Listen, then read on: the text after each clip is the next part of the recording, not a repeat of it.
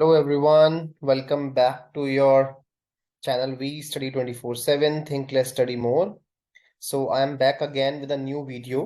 So as you all know, जो लोग अपने चैनल पर नए हैं मैं उनको बता देना चाहता हूँ कि on this channel basically you will get the best content for English subject when it comes to any government exam. But मैं आपको स्पेशली कोर्ट के एग्जाम्स की भी तैयारी कराता हूँ एंड कोर्ट के एग्जाम्स के लिए आपको कहीं नहीं जाना है। सो इन दिस सेशन जो कि SCJCA मेंस का जो पेपर होने वाला है उसके लिए हम लोग तैयारी कर रहे हैं। तो मैं आपको प्रेसी राइटिंग एसे राइटिंग रोज मिक्स करा के करा रहा हूँ। उसके साथ साथ ये आज का जो टॉपिक है it is going to be India China border dispute. Very important topic, trust me, एक करंट टॉपिक्स में से है। तो मैं आपको अभी करंट टॉपिक्स कराने की कोशिश कर रहा हूँ एंड दिस इज क्लास 8। जो लोगों ने अभी नहीं देखा they can click on the I button अगर उनको प्रेसी राइटिंग वाली देखनी है। तो आज हम इसको फिर से देखेंगे कि हम लोगों को किस तरीके से ऐसे को लिखना है, कैसे अप्रोच करना है। But before that I would like to tell you something that SCJCA mains की टेस्ट सीरीज लाइव है। इसमें ऑलरेडी बहुत सारे लोगों ने एनरोल किया है। लगभग 80+ students are like already there. तो इसमें आपको mock test plus manual checking मिलेगी, मतलब 12 मॉक टेस्ट आपको मिलेंगे उसके सॉल्यूशंस के साथ। इंपॉर्टेंट स्टडी मटेरियल PDF मिलेगा आपको, इंपॉर्टेंट डेटा मिलेगा, कोटेशन मिलेंगे, मतलब कोट्स मिलेंगे आपको, और इवेल्युएशन और फीडबैक मिलेगा। एक डिटेल्ड फीडबैक मैं देता हूँ, इसमें आपकी 6 कॉपीज चेक होंगी और जो लिंक है वो आपको इसका डिस्क्रिप्शन बॉक्स में मिल जाएगा if you want to prepare for your exam. Trust me, feedback ही होता है जो आपको हेल्प कराता है। मैं ऑलरेडी जो मेरे लर्नर्स हैं मैं उनको फीडबैक दे रहा हूँ और उनका इम्प्रूवमेंट भी आया है जब उन्होंने सेकंड वाला मॉक दिया है। इसके साथ साथ इसी का एक वर्जन ये भी है, इसमें मैं आपकी कॉपी चेक नहीं करूंगा, आपको खुद सेल्फ एनालिसिस करना पड़ेगा एंड ये सारी चीजें इसमें आपको मिलेंगी। और मैं लाइव क्लासेस भी कंडक्ट करता हूँ बीच बीच में, अगर आपको like if you have any doubt और आपको कुछ भी पूछना है। और you can also email me and I will connect with you personally if you want. So ये भी आपके इसमें एक फीचर है, ठीक है। तो चलिए शुरू करते हैं। तो इंडो चाइना बॉर्डर डिस्प्यूट, हमें पता है कि रिसेंटली बहुत इश्यूज हो रहे हैं इंडिया और चाइना के बीच में, ठीक है। और ये आपको टॉपिक देखिए, जरूरी नहीं है कि इसी टर्म से पूछा जाए।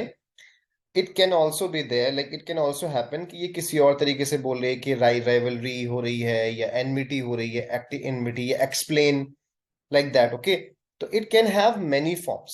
So we'll start first of all as usual with a quote that geography is the key determinant of history. Obviously ये नेपोलियन बोनापार्ट ने कहा था।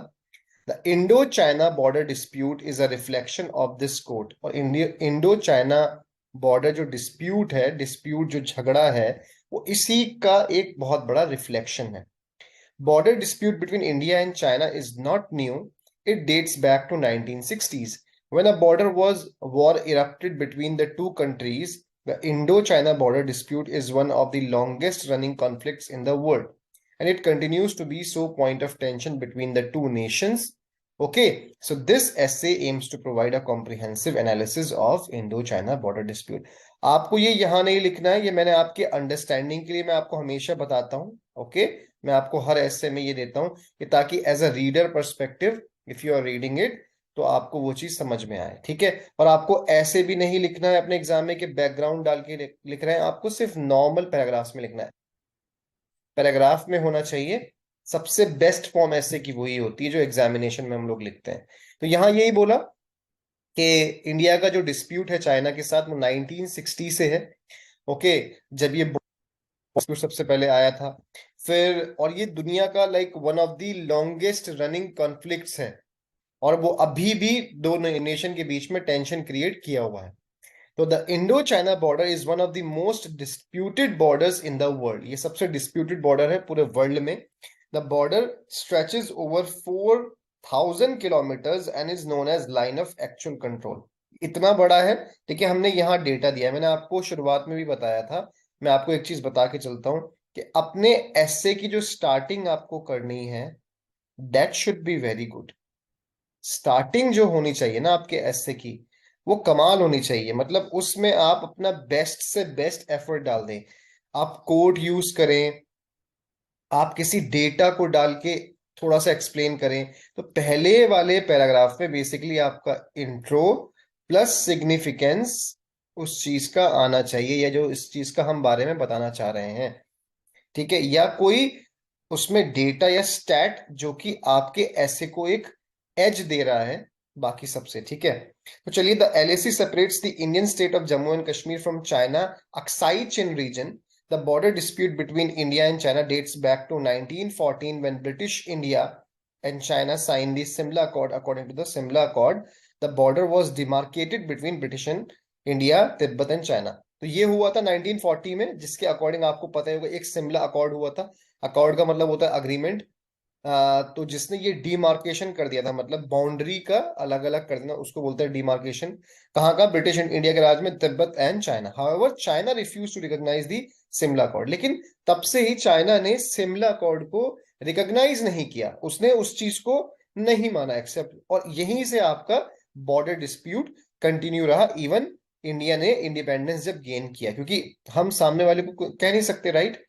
इंडो चाइना बॉर्डर डिस्प्यूट में अब जो रीसेंट डेवलपमेंट्स हुई हैं, फिर हम उसके बारे में लिखेंगे। क्योंकि देखिए, एक टॉपिक जब हम शुरू करते हैं तो उसका हमने एक इंट्रो दिया पहले पैराग्राफ में, उसका इंपॉर्टेंस क्या है, सिग्निफिकेंस क्या है, ये जो भी उसके बारे में हमने बताया। जब हम बॉडी पर आते हैं, तो अगर जैसे ये एक पॉलिटिकल टाइप का इशू, मैंने आपको ऐसे के बारे में बताया था, सबसे पहली वीडियो देखिएगा कि टाइप्स ऑफ ऐसे में किस किस टाइप के ऐसे होते हैं, उनको किस किस तरीके से लिखते हैं, मैंने आपको पूरा बताया। You can check the link in the description box और you can go to the playlist.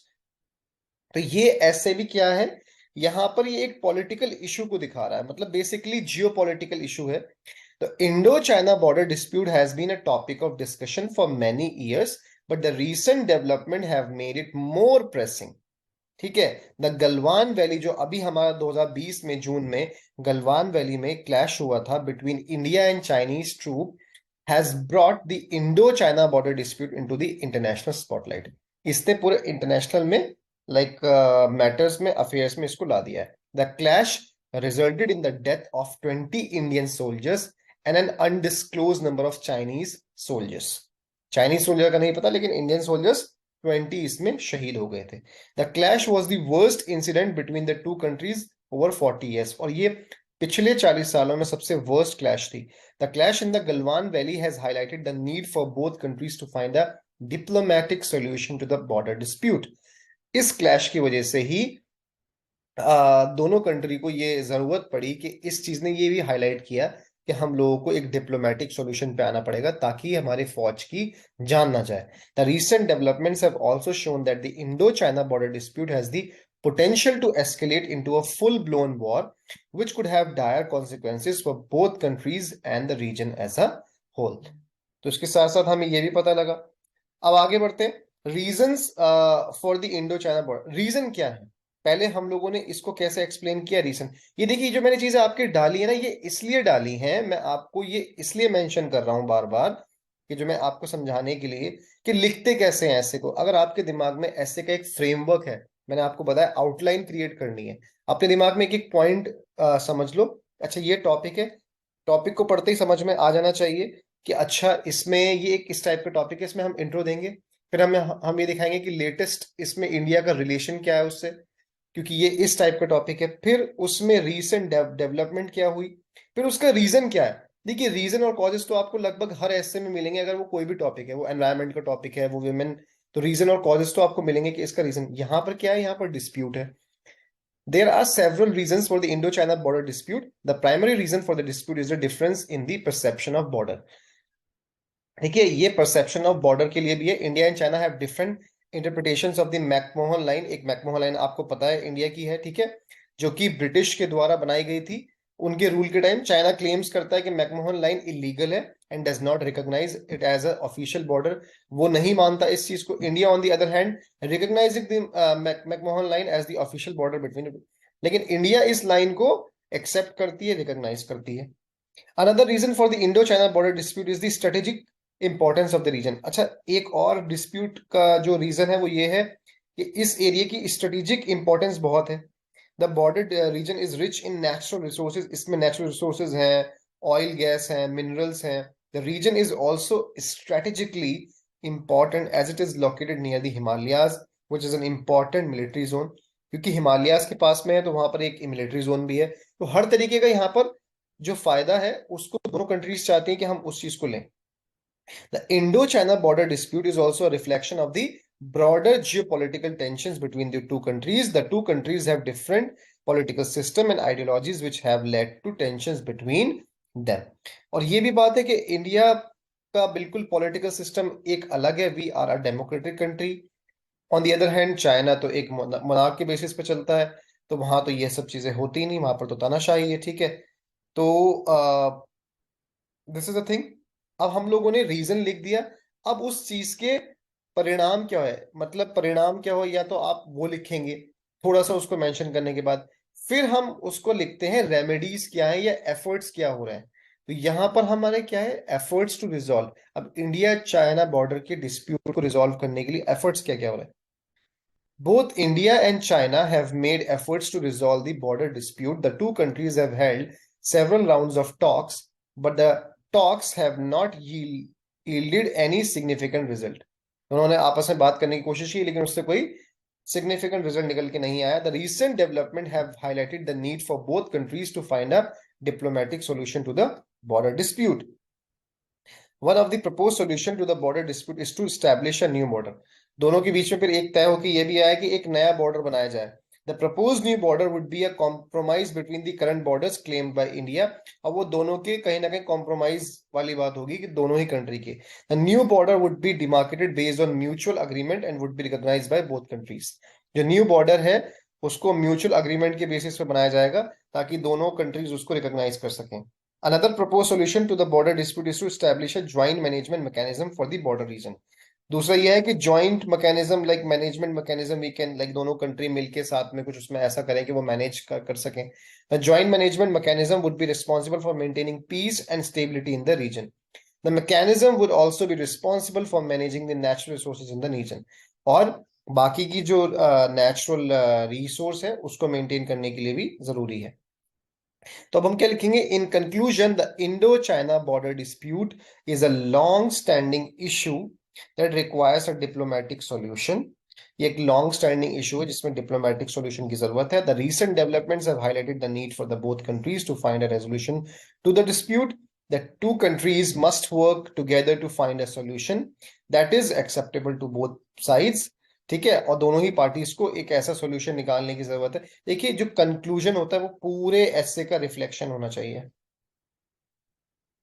Plus मैं आपको बार बार बताता हूं, इसमें एक कॉल टू एक्शन भी होना चाहिए। कॉल टू एक्शन मतलब आप क्या सोचते हैं या आप अपनी राय क्या दे रहे हैं या अभी अभी क्या प्रपोज किया गया है। ठीक है, the resolution of the dispute will have implications beyond the two countries and will contribute to overall stability of the region. The resolution of the dispute will require a commitment from both। देखो ये यहाँ पर हमने क्या लिखा, commitment from both countries to work towards a peaceful and stable relationship। तो इस तरीके से एक पॉजिटिव नोट पे आप हमेशा एंड करते हैं ऐसे को, और ऐसे ही आप अपना शुरू करते हैं। So that's it from my side. So once again a reminder for the test series, you can join the test series students और it is already live। काफी लोग इसका फायदा उठा रहे हैं and you can also take advantage of this। मैं आपकी जब कॉपीज चेक करता हूं तो आपको एक डिटेल्ड फीडबैक मिलता है आपकी अपनी परफॉर्मेंस के बारे में, और आपको स्टडी मटेरियल तो सब कुछ मिल ही रहा है इस टेस्ट सीरीज में। ठीक है, तो do join it, the link in the description box. So thank you so much and just take care, bye bye. This is we study 24/7 signing of.